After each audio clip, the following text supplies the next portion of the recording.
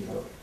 O sea, tiene un sketch de qué es lo que sabe, qué es lo que piensa, pero realmente ese sketch se transforma en una respuesta en función de la interacción que establece con la persona que le hace las preguntas. En esa interacción, la persona que hace las preguntas está poniendo toda su trama narrativa de qué es lo que piensa de la persona que responde en la interacción. De alguna manera, esa persona tiene un sketch de qué es lo que la otra persona más o menos le puede llegar a contestar. Produce esta interacción entre imágenes, o sea, el investigador tiene una imagen del otro, la persona tiene una imagen del investigador y de qué es la investigación, surge la respuesta que vamos a conseguir.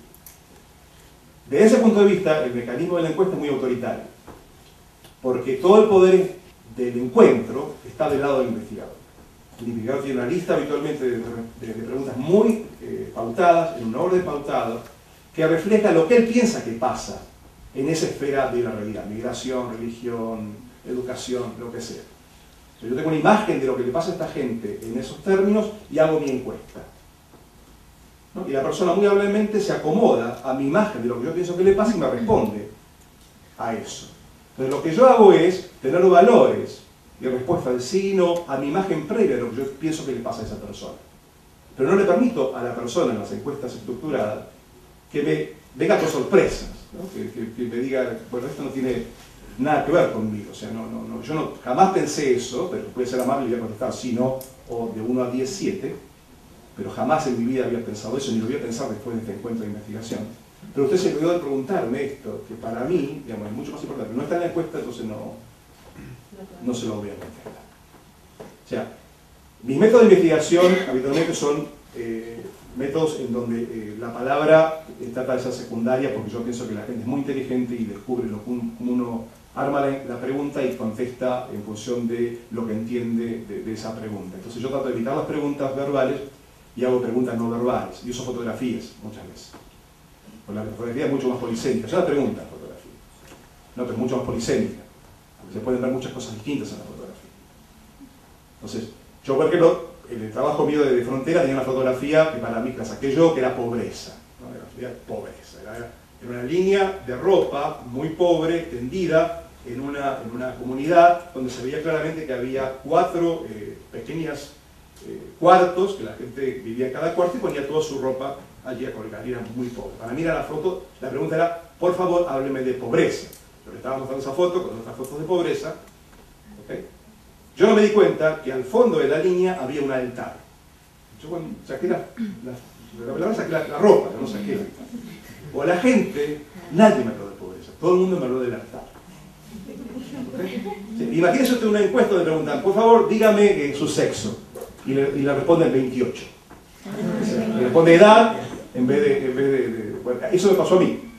Yo estaba preguntando pobreza y me respondieron lo que eso me importaba responderme en relación a esa foto, que era, mire, nuestra religiosidad en Juárez es distinta a la religiosidad de la gente del sur. Este altar es raro en Juárez. Nosotros no tenemos altares fuera de la casa. Los altares los tenemos adentro de la casa. O sea, para ellos era mucho más importante marcar sus diferencias religiosas de la misma práctica del catolicismo. No están diciendo somos protestantes y somos católicos. No. Los dos somos católicos, pero de distintos tipos de católicos. No me confunda con el católico del sur, somos más modernos que ellos. Lo que importaba a la gente en ese encuentro era decirme eso. Yo no lo tenía como pregunta. Yo no sabía eso. Fue una sorpresa que me llevó a desarrollar 2 capítulos de mi libro. Esa sorpresa, en la encuesta, si yo le preguntaba por pobreza, no iba a aparecer jamás, porque la gente muy amablemente me iba a responder sobre pobreza. No iba a sacar el tema de religión. O sea, la pregunta es mucho más cerrada, ¿no? que la polisemia de la fotografía. Pero el tema es justamente esto, lo autoritario del método de la encuesta, que cierra mucho la información muy al principio de la investigación. Muy al principio de la investigación. Ya lo que la persona no me dijo, ya no tengo forma de recuperarlo. Ya no me lo dijo. No puedo volver atrás a otra encuesta a ver qué pasa. O sea, no se puede hacer eso. Las encuestas son carísimas, de mucho tiempo. O sea, entonces lo que yo por H por B olvidé, y en ese encuentro yo pensé que era así, pero no era así, se perdió. Entonces cierra mucho la investigación muy al principio de la recolección de datos. Eso es lo que permite la metodología más cualitativa, que cierra al final. Uno va, pregunta de todo lo que puede, y recién al final, cuando las cosas se van acomodando qué es más importante, qué no es importante, uno va cerrando la información, pero no al principio, donde ya es imposible de recuperar la riqueza, ¿no? Entonces, básicamente creo que el mecanismo de la encuesta en ese sentido es muy autoritario. Todo el poder está del lado del investigador. Y creo que la gente se da cuenta de eso. Y muchas veces responde en función de esa relación de poder. O sea, a la gente no le gusta mucho esta relación de subordinación de ese tipo. Y no es casual que la mayor parte de las encuestas son de aquí para acá, o sea, de la posición social del investigador, clase media, hacia abajo, ¿no? Porque requiere una cierta aceptación de la subordinación que las élites no van a aceptar, muchas veces. Entonces, tenemos mucha menos investigación de aquí para arriba, ¿no? Porque las élites tienen muchas posibilidades de decir, no, yo no voy a aceptar la legitimidad de su propuesta de quién soy yo, ¿no? Que los sectores populares deben estar por debajo nuestro, hay que aceptar. O sea, las relaciones de poder están implícitas de la relación de investigación. Y las respuestas que obtenemos son dentro de esa relación de poder, no fuera de la relación de poder. Y después hay problemas epistemológicos serios con el uso de la encuesta, por ejemplo, con investigadores. El investigador más importante de Estados Unidos sobre temas de certificación social es Eric Olin Wright, que se dice marxista y usa la encuesta como método de investigación para hablar de la certificación social. Eso sí, Marx, digamos, se está revolviendo en la tumba, porque la estadística tiene como lógica la lógica lineal, digamos, y no la lógica dialéctica. Hubo un intento en la década del 70, que murió ahí, yo lo seguí por una época, de armar una lógica dialéctica y matematizarla. Pero ahí se quedó, yo no vio resultado. O sea, lo que matematizamos es una lógica lineal. Entonces el señor está destruyendo el marco teórico de Marx usando la metodología que tiene como requisito algo que Marx estaba en desacuerdo, o sea, no creía en la lógica dialéctica.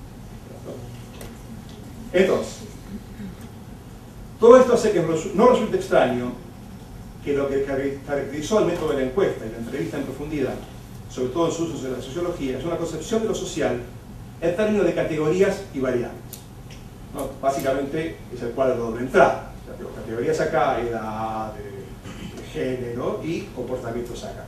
La educación, o sea, eso es la matriz básica de la ciencia social. Entonces está armada en relación a estos presupuestos, ¿no?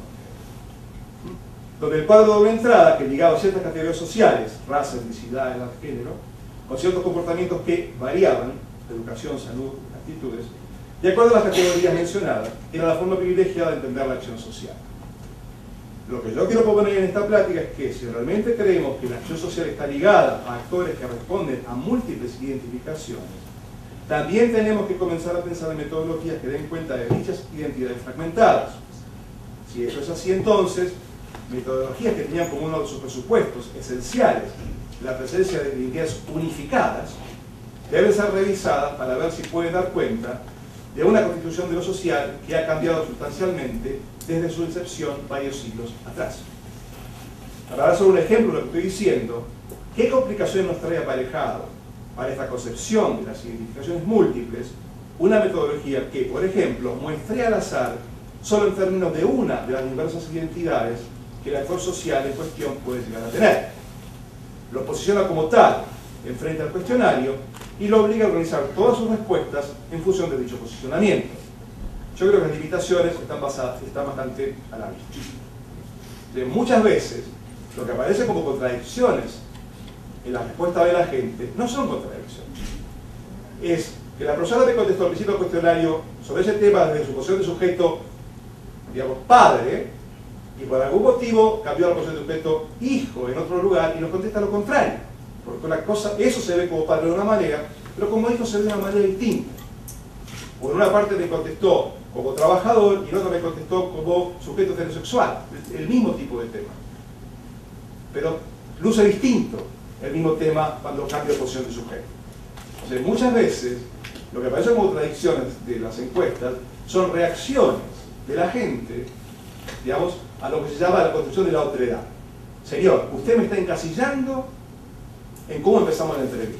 Porque uno empieza la entrevista, bueno, mire, yo estoy investigando el tema de la migración entre Tijuana y San Diego. Ah, este señor me está hablando como José el Migrante. Ok, entonces me pongo la camiseta de José el Migrante y contesto desde José el Migrante. Pero hay partes que no funcionan para José el Migrante y le contesto como José, padre de familia, y contradigo lo que dijo José el Migrante. Y eso es mi forma de, digamos, decir, Señor, no me encasilles en José el Migrante, porque yo soy otras cosas que migrante.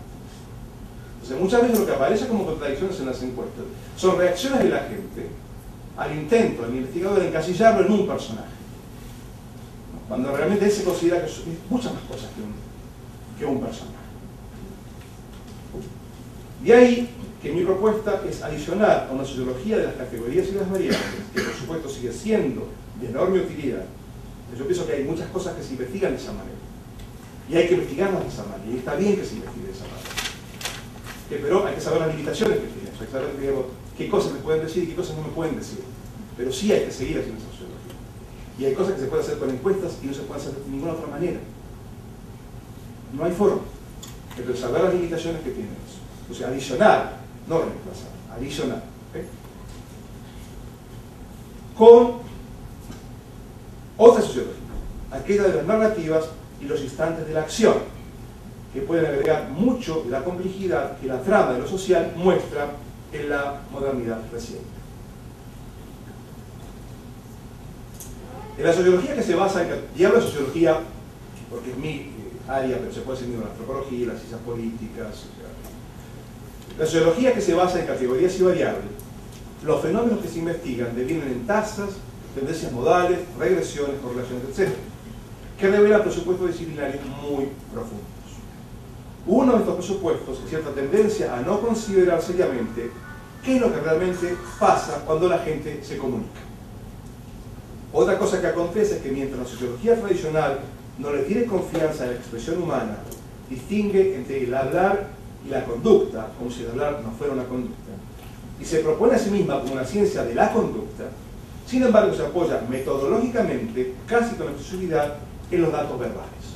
O sea, básicamente es lo que la gente me dijo que hizo, ¿no? Y yo lo tomo como la acción, ¿no? Porque la observación participante es un método menor de la ciencia social, lamentablemente.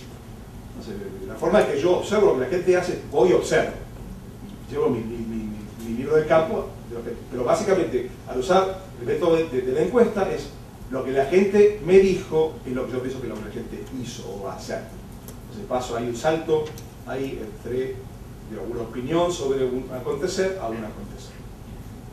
Esta contradicción, combinada con el creciente énfasis en las técnicas analíticas de datos, ha llevado a la transformación del sentido del término empírico. Una consecuencia importante de todo esto es que los datos de la experiencia directa de investigación se han transformado en sospechosos. Y en nombre de la precisión y el rigor, nos hallamos ahora en una situación en la cual el supuesto estudio de las conductas sociales está basado principalmente en datos psicológicos agregados, lo que una persona me contestó en la encuesta, son datos psicológicos agregados, que están tan desviados por la instrumentación estadística que el reclamo de que la sociología es una ciencia empírica es bastante cuestionable. Y esto es un problema serio, ya que el cuestionario y la encuesta individual, por definición, nos dan datos individuales, no grupales, a diferencia de lo que acontece con la asociación participante y los grupos focales. O sea, yo no pongo en el estadio de fútbol a todos los afroamericanos, porque ustedes qué piensan de ellos, los voy preguntando uno por uno. Y este es un problema serio, ya que el cuestionario y la encuesta individual, por definición, nos dan datos individuales y no grupales. ¿Cuál es la importancia de estudiar las narrativas para la práctica sociológica? Yo creo que su importancia reside en que la sociología narrativa se acerca un poco más de una sociología de categorías y variables a la manera en que los actores sociales planean y entienden su acción social. La gente no dice, ok, yo estoy en esta materia de datos, yo soy hombre, entonces yo voy a hacer esto de la parte de la acción. O sea, no piensa, porque yo pertenezco a la categoría hombre heterosexual, yo voy a, pasé los 50, tengo que comprarme seguro de salud, o seguro de vida, ¿no? O sea, no piensa, pertenezco a esta categoría, voy a hacer tal cosa.